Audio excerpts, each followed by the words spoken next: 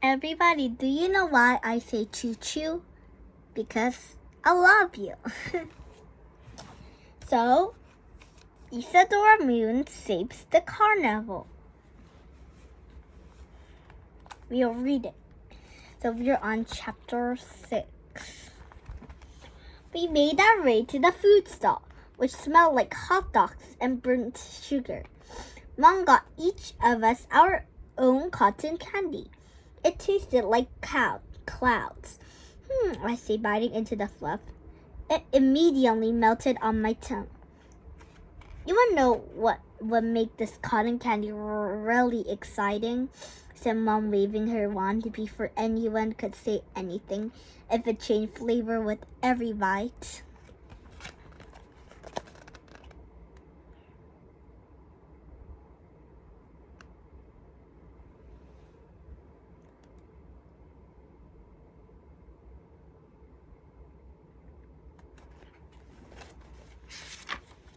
Sparkles rained down on us, and the next time I bit into my cotton candy, I tasted cherry pie. Ooh, butterscotch, said Mirabel. Chocolate cake, said Wilbur. Frog legs, said Dad, wrinkling his nose. Oh, said Mom, hang on. She waved her wand again. Red juice, said Dad. My favorite.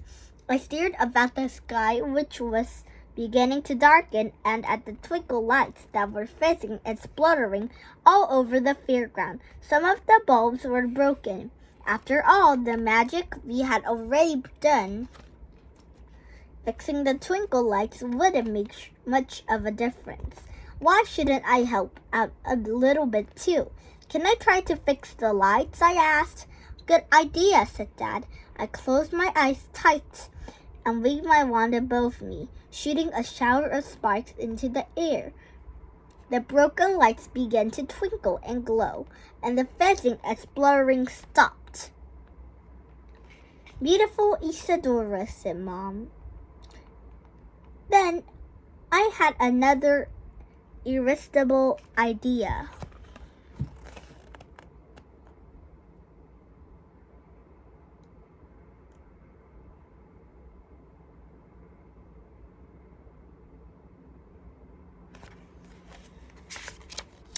I waved my wand again, and this time the lights changed shape. Now they were all shaped like stars and moons and bats. Ooh, pretty, said Mirabel. I felt my face glow pink with pride. I think we should go on the spinny thing next, said Wilbur, pointing toward a fast-looking ride that resembled a spider. There was a car at the end of each arm, and the ride whizzed around and around. Pink Rabbit doesn't want to try that ride, so I'm going to stay here with him, I said. Me too, said Mom. We walked over to the ride and looked on as Mirabel, Wilbur, and Dad got into the little cars. The ride started, and we watched.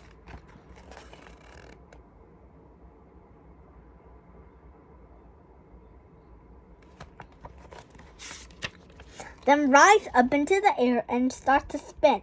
Around and around they went, with their hair flying behind them. Suddenly we saw a puff of magic powder explode out of Mirabel's car. And all at once the ride transformed itself. My family were now sitting astride broomsticks instead of cars, and spinning higher and higher in the air. They weren't even attached to anything. I heard Mirabel screech with delight, and the music from the ride started to blare across the fairground. Oh, said Mom, I should have guessed she would do something.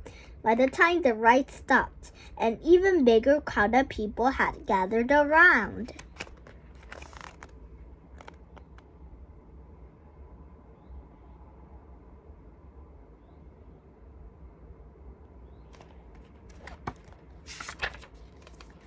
Wow, they were saying. We want to turn. The ticket seller looked surprised, but very pleased as he started to sell tickets. tickets to the next group of customers. Suddenly, I didn't mind about the magic at all anymore, even though it meant that the carnival was not really a typical human one. It made me feel so happy that we had been able to help. My whole body tingled with excitement and pride.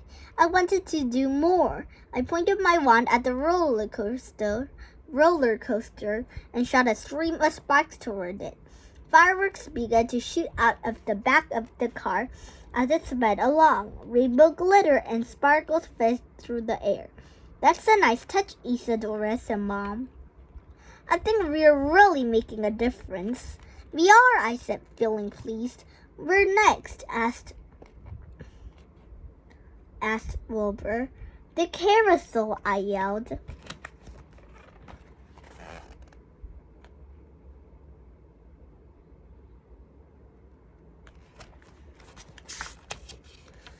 Good idea, said Dad. We had better get there before the line gets too long.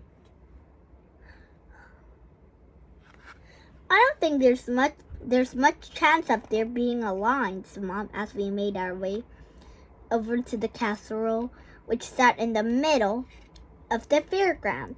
Sad and Vernon looking how horses blobbed up and down on poles as the carousel went slowly around and around, playing a tune that kept getting stuck, so the same notes repeating again and again. Oh dear, said Dad, this ride could use some help.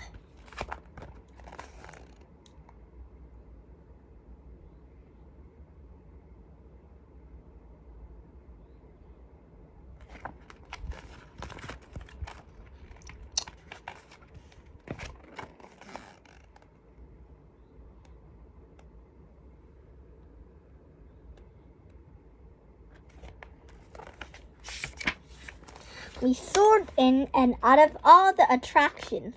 We went leaping through the air with tiny glowing stars streaming up behind us. People stared at as we flew by. They reached for their phones, took photos, and called their friends. Come to the carnival, they shouted. You won't believe your eyes. Eventually, the animals went back toward the carousel and hopped on, waiting for the next group of people. That was amazing, said Mirabelle. It was my favorite, I said. There was a huge line waiting to get on.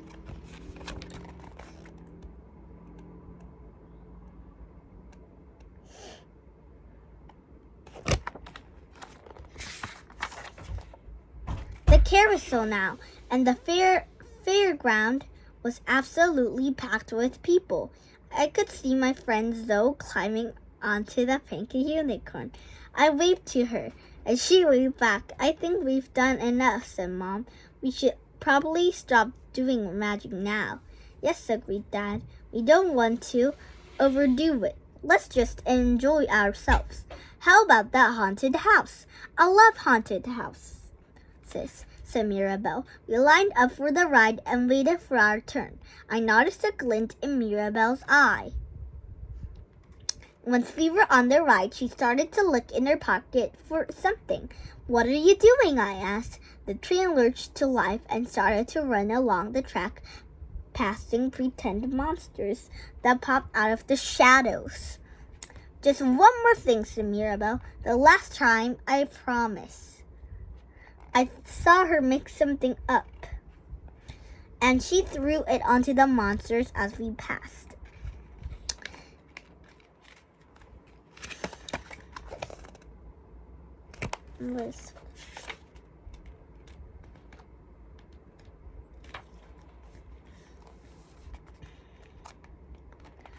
It will just make the ride a little more interesting, she explained, but interesting was not on the word I would have used. When the train came out of the ride at the end, I could see people screaming and running away. They looked terrified. Then I saw what Mirabelle had done. The monsters, which had been pretend before, had come to life. They were leaping out of the haunted house ride and spelling out into the fairground, chasing after the crowds.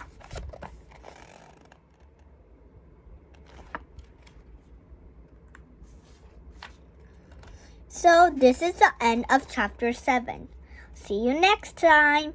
Bye-bye.